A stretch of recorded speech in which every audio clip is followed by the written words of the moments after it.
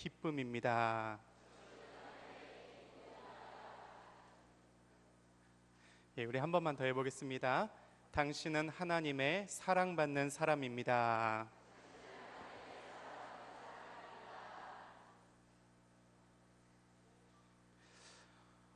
오늘 우리가 함께 읽은 본문의 앞부분을 보면 사도 바울이 전도 여행을 하던 중에 점을 치는 귀신 들린 여종에게서 귀신을 쫓아내는 사건이 기록되어 있습니다. 이 점을 치는 귀신 들린 여종은 점으로 그 주인들에게 큰 이익을 가져다 주었습니다. 그런데 사도 바울이 점을 치는 귀신을 쫓아냄으로 말미암아 그 주인들은 소득원이 사라졌습니다. 그러자 그들은 바울과 실라에게 앙심을 품고 엉뚱한 이유를 들어 바울과 실라를 고소했습니다. 이 일로 바울과 실라는 감옥에 갇히게 되었습니다. 그런데 밤에 바울과 실라가 기도하며 하나님을 찬송했습니다. 그리고 모든 죄수들이 그 소리를 들었습니다. 그런데 여러분, 여기서 들었다는 말은 바울과 실라가 기도하고 찬송하는 소리가 그들의 귀에 들렸다는 말이 아닙니다. 집에 앉아 있는데 어디선가 갑자기 쿵 하는 소리가 내 귀에 들려왔다, 그럴 때 사용하는 들었다라는 말이 아니라는 것입니다. 여기서 들었다는 말은 그들이 귀를 기울여서 바울과 실라가 기도하고 하나님을 찬송하는 소리를 들었다는 말입니다.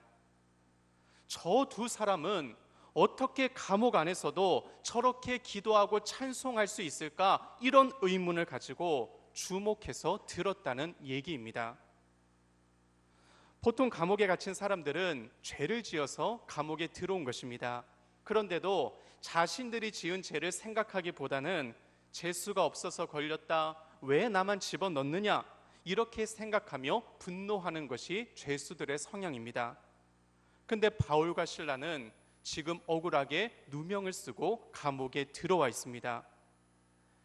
여러분, 바울과 실라의 상황을 한번 생각해 보세요.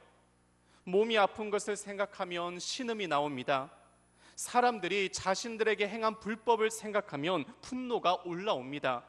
전도가 중단된 것을 생각하면 낙심할 만한 상황입니다. 그런데 오늘 본문을 보면 바울과 실라가 이러한 상황에서도 하나님을 찬송하고 있습니다. 그렇다면 여러분, 어떻게 이런 일이 가능하겠습니까? 이것은 그들에게 환경을 뛰어넘는 믿음, 자신들의 상황을 주관하고 계시는 하나님을 향한 절대적인 믿음이 있었기에 가능한 일이었습니다. 하나님께서 나를 사랑하신다, 하나님께서 나와 함께 하신다, 하나님께서 다 알고 계신다, 이 일을 통해 이루고자 하시는 하나님의 선하신 뜻이 있다, 내 인생은 하나님의 다스리심 속에 있다, 이런 분명한 믿음이 있다면 우리는 감옥 같은 고난의 상황에서도 하나님을 찬송할 수 있습니다. 그렇다면 여러분은 어느 복음성가의 가사처럼 모든 상황 속에서 주님을 찬송할 수 있습니까? 하박국의 고백처럼 뭐뭇이 없으며 무엇이 없을지라도 나는 여호와로 말미암아 즐거워하며 나의 구원의 하나님으로 말미암아 기뻐하리로다라는 심령의 고백이 여러분들의 마음 가운데에서 울려 퍼지십니까? 하나님을 향한 믿음을 가지고 그러한 삶을 살아갈 때 우리는 세상 속에서 주님을 드러내고 선한 영향력을 끼치는 인생을 살아가게 될 것입니다. 한치의 오차도 없이 우리의 삶을 인도하시며 모든 일을 합력하여 선을 이루시는 하나님을 잠잠히 신뢰할 수 있는 저와 여러분들이 다 될 수 있기를 간절히 바랍니다. 그래서 억울하게 감옥에 갇힌 것과 같은 삶의 환경에서도 하나님을 찬송하는 찬송의 사람들이 다 되시기를 주님의 이름으로 축원합니다. 그런데 본문 26절은 바울과 실라가 하나님을 찬송했을 때 갑자기 큰 지진이 나서 옥토가 움직이고 감옥의 모든 문들이 다 열리고 죄수들을 묶었던 모든 쇠고랑들이 다 풀어졌다고 말씀하고 있습니다.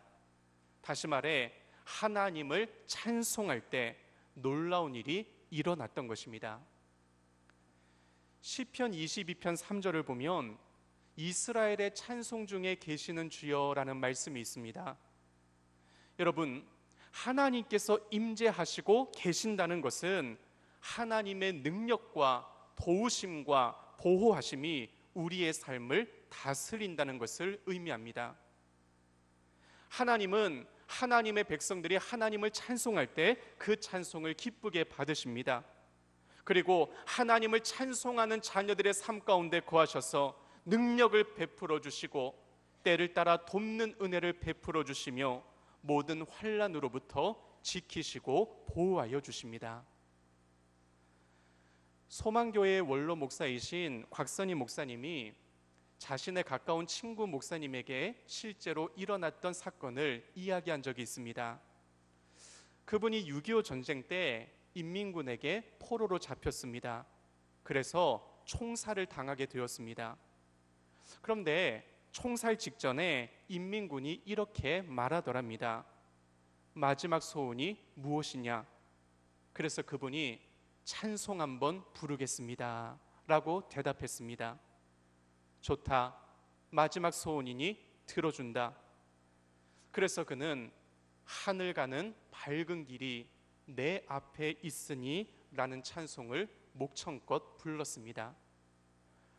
그런데 1절을 마치고 이제 2절을 부르기 시작하는데 갑자기 탕 하고 총성이 들려옵니다.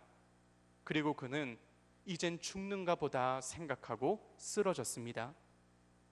근데 얼마의 시간이 흐른 뒤 정신을 차리고 깨어보니 웬 사람의 등에 업혀서 자신이 남쪽으로 내려가고 있는 것이었습니다.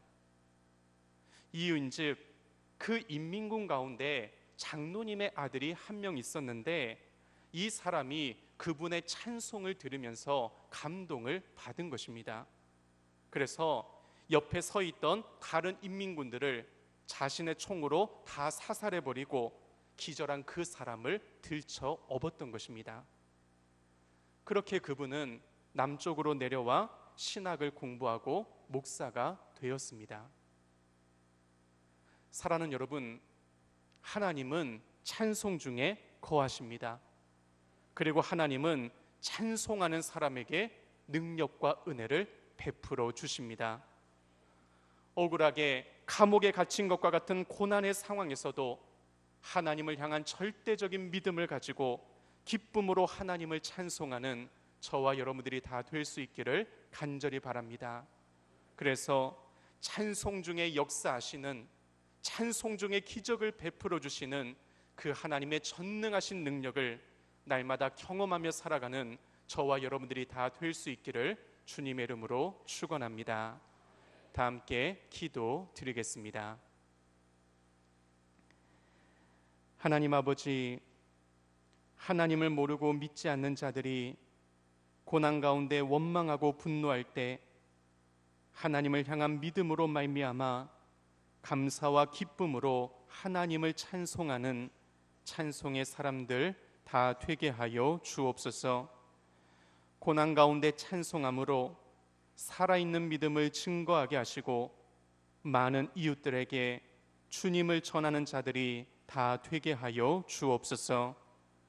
이스라엘의 찬송 중에 거하셨던 주님, 우리의 찬송 중에도 함께 하여 주시어서 하나님의 사랑과 능력과 도우심과 인도하심을 날마다 경험하며 살아가는 복된 인생들 다 되게 하여 주옵소서.